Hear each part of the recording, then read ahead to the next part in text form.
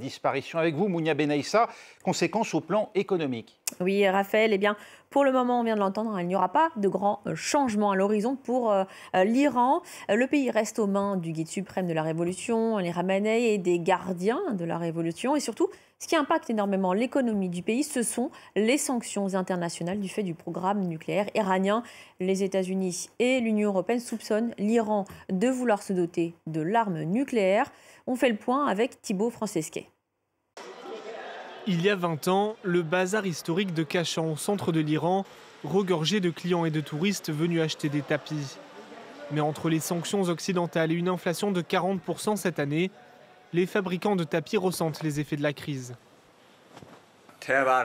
Les prix augmentaient d'heure en heure. Les gens étaient de plus en plus touchés par l'inflation. Avant, j'avais 4 ou 5 assistants dans un grand atelier.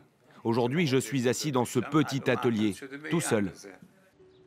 L'économie iranienne est à la traîne depuis une dizaine d'années et elle a pris un coup supplémentaire quand l'ex-président américain Donald Trump s'est retiré de l'accord sur le nucléaire iranien et a réimposé des sanctions en 2018. Le PIB iranien a chuté, passant de 487 milliards de dollars en 2017 à 233 milliards en 2020 pour remonter à 414 milliards en 2022. L'économie iranienne reste fragile et toute instabilité supplémentaire pourrait accroître la pression sur une classe moyenne déjà en difficulté. Le rial iranien a perdu 33% face au dollar l'an dernier et malgré une monnaie dévaluée, les partenaires habituels de l'Iran tels que l'Irak, la Turquie et l'Inde ont considérablement réduit leurs importations de biens iraniens. Les États-Unis et l'Union européenne réfléchissent à de nouvelles sanctions économiques contre l'Iran en raison de ses attaques contre Israël.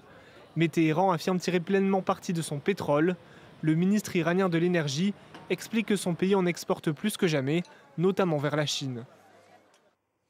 Allez, si côté européen, on adresse des condoléances à Téhéran, rien de tel du côté des États-Unis, où on le dit, le président iranien Raïssi avait du sang sur les mains, c'est ce qu'indique à l'instant la Maison-Blanche. Et il est vrai que l'économie iranienne reste fragile, durement impactée par ces sanctions tant européennes qu'américaines. Cela fait 45 ans que ce pays subit des mesures punitives, Mounia. Et oui, souvenez-vous Raphaël, le 4 novembre 1979, la prise d'otage à l'ambassade américaine de Téhéran.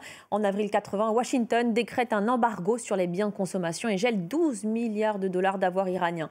En 95, c'est l'embargo total décrété par Bill Clinton qui accuse l'Iran de soutenir le terrorisme international. Et puis en 2005, le président Ahmadinejad est au pouvoir. L'ONU, qui soupçonne l'Iran de vouloir se doter de l'arme nucléaire, annonce un train de sanctions économiques. Et bien, de 2006 à 2012, l'ONU, les États-Unis, l'Union européenne, tous vont à leur tour, à tour de rôle, imposer des sanctions visant le secteur bancaire, pétrolier ou encore automobile.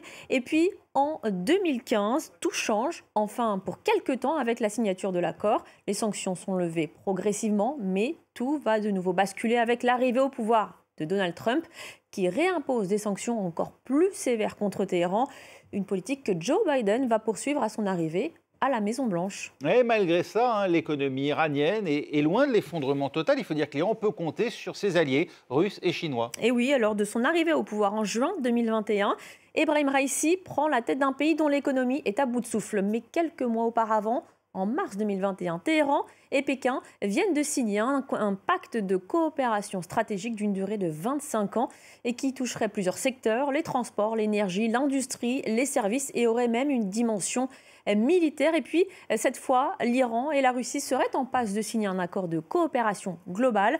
Cela a été annoncé en janvier dernier. Oui, un président, en tout cas, a été nommé par intérim, Mohamed Mokhbar. Quel rôle peut-il jouer? Est-ce qu'il va avoir une influence sur l'économie du pays? Alors, Mohamed Mokhbar a pour tâche de superviser dans les 50 prochains jours de nouvelles élections afin d'élire un nouveau président. Dans l'intervalle, sa marge de manœuvre risque d'être restreinte. La question des sanctions et des négociations sur le programme nucléaire reste au cœur du problème. Et c'est d'ailleurs le négociateur en chef dans ce dossier, Ali Bagheri, qui a été nommé ministre de la diplomatie après le décès de son prédécesseur dans le crash d'hélicoptère. De son côté, Mohamed Mokhbar a un cursus universitaire et une carrière très ancrée dans l'économie. Vous allez le voir, au début des années 2000, il est vice-président de la fondation Mostafa Zafan qui contrôle des pans entiers de l'économie iranienne. Peu après, il est nommé PDG de la Sina Bank où il a supervisé le financement des programmes nucléaires et balistiques de l'Iran, ce qui lui a valu d'être sanctionné par l'Union européenne en 2010, des sanctions levées en 2012. Merci Mounia Benaïssa. On y voit plus clair effectivement sur les suites de cette disparition en Iran. Julian Assange lui obtient un nouveau recours contre